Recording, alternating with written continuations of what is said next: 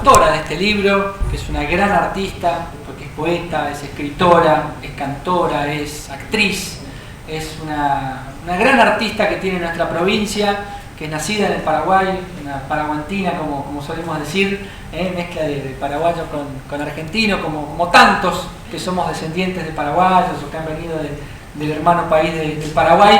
Numi Silva, que bueno, también vino escapando de lo que fue la dictadura en el hermano país, que es la autora de este libro, La vida entre paréntesis, este libro que ella misma va a recorrer y nos va a comentar ahora cómo es que se fue gestando y en qué manera se pudo ir construyendo a partir de una prosa tan atrapante como la que tiene. Numi, adelante.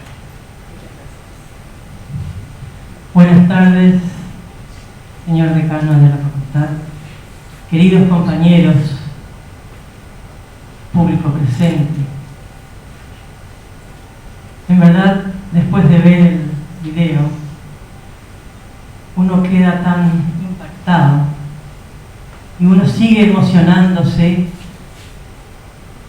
como cuando comencé a escribir este libro, porque este libro se hizo con entrevistas a Pelito Escobar. Y quiero contarles por qué tomé esta historia y a través de Pelito la historia de todos los militantes populares en Misiones.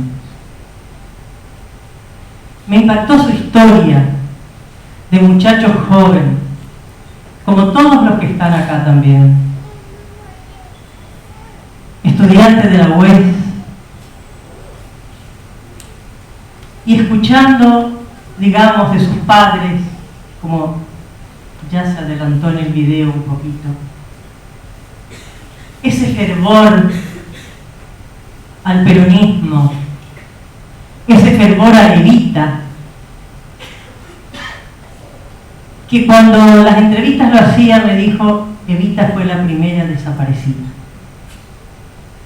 Y en verdad, su cuerpo fue tan ultrajado, llevado, recorriendo las calles, porque no sabían qué hacer, porque no querían que el pueblo le rindiera homenaje, no quería que lo veneraran. Entonces, primero derrumbaron el lugar donde ella murió, donde ella estaba, que ahora es la Biblioteca Nacional.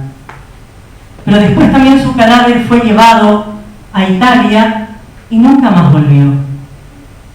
Entonces, pero quedaron sus obras y quedaron las madres para seguir contando lo que fue el peronismo y lo que fue Evita, esa mujer que tuvo ese coraje y ese impulso de llevar adelante ese amor hacia el pueblo. Entonces, cuando decidí escribir este libro, recuerdo que me acerqué a Pelito en una de las reuniones políticas y le dije, Pelito, yo quiero escribir tu historia. Y él no me dio mucha bolilla. Y después de un tiempo, le vuelvo a insistir. Me dice, bueno, te espero y charlamos. Fue así. Pero ya sabía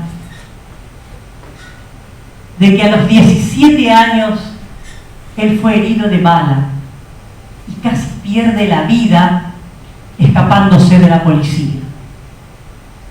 Entonces, eso fue lo que más me atrapó, por supuesto, y después todo. Cuenta, Pelito Escobar es el protagonista de esta historia, como le estoy diciendo, pero a través de él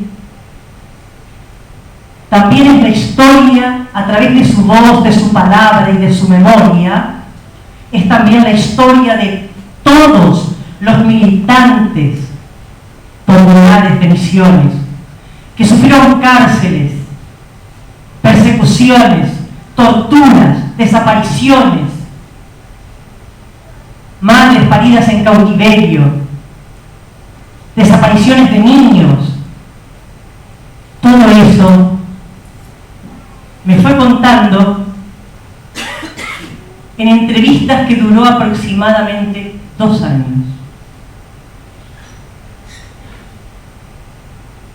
Hay veces que el relato se hacía tan intenso, tan emocionante, tan duro, que teníamos que apretar el botón del grabador, tenía que apretar, parar y respirar hondo. Y hasta muchas veces lloramos juntos. A mí me emocionaba tanto porque también venía de una misma historia de torturas y de desapariciones, pero de la dictadura de Stroessner. Y esta provincia me acogió. Y esta provincia ahora es mi provincia. Entonces, este libro encierra tantas cosas. La historia de las madres que no pararon nunca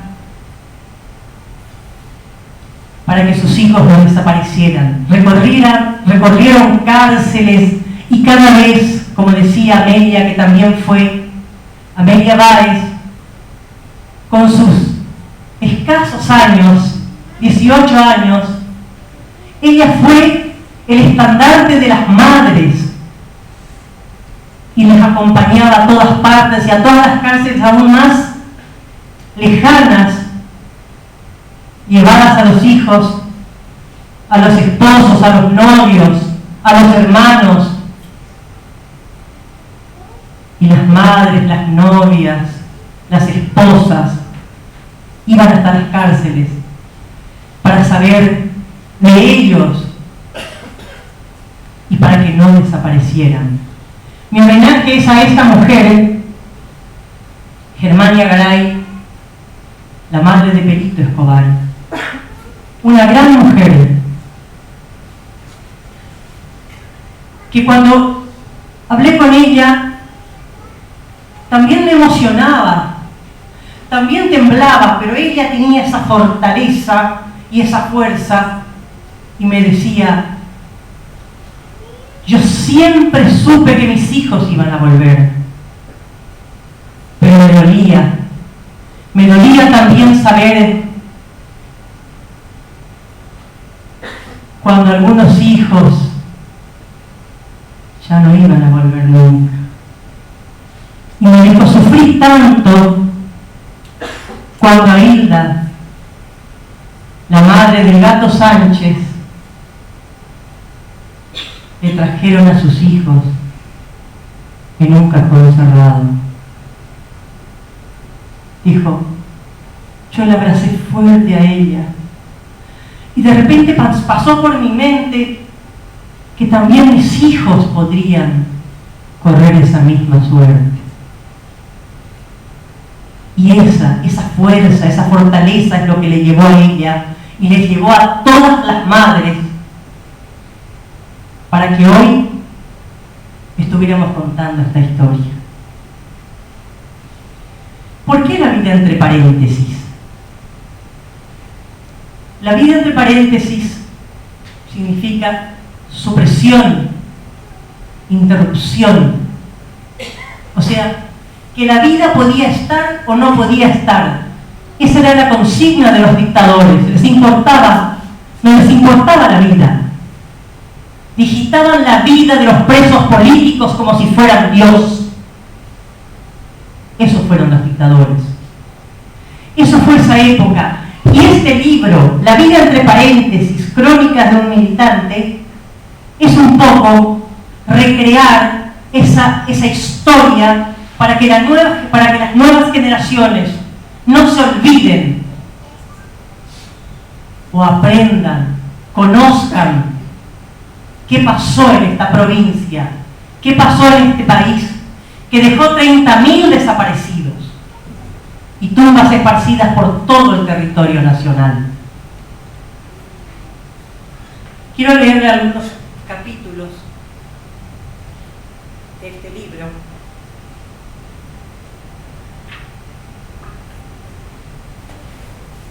Voy a leer, digamos, el primer capítulo, que se llama Presagios de una madre. Lleva el epígrafe de Alberto Cereter, un poeta misionero que también escribió sobre esta realidad acuciante por la que pasó nuestro país. ¿Recuerda Germania que la víspera del día en que apresaron a Pelito, el viento norte sopló intensamente, levantando a su paso una espesa polvareda roja? Ya entrada la tarde las ráfagas cesaron y el atardecer se ensombreció con negros nubarrones, como si el sol hubiera perdido su brillo, precediéndole a una tormenta. Este comportamiento de la naturaleza produjo en Germania una mala espina, aunque fueron otros los indicios que le anunciaban algo desagradable, noticias que eran de su poder. Germán estaba siempre con el Jesús en la boca desde que sus hijos Héctor y Ricardo entraron en la clandestinidad. Ricardo es el verdadero nombre de Pelito y con el cual lo nombra su madre. El apodo Pelito vino después.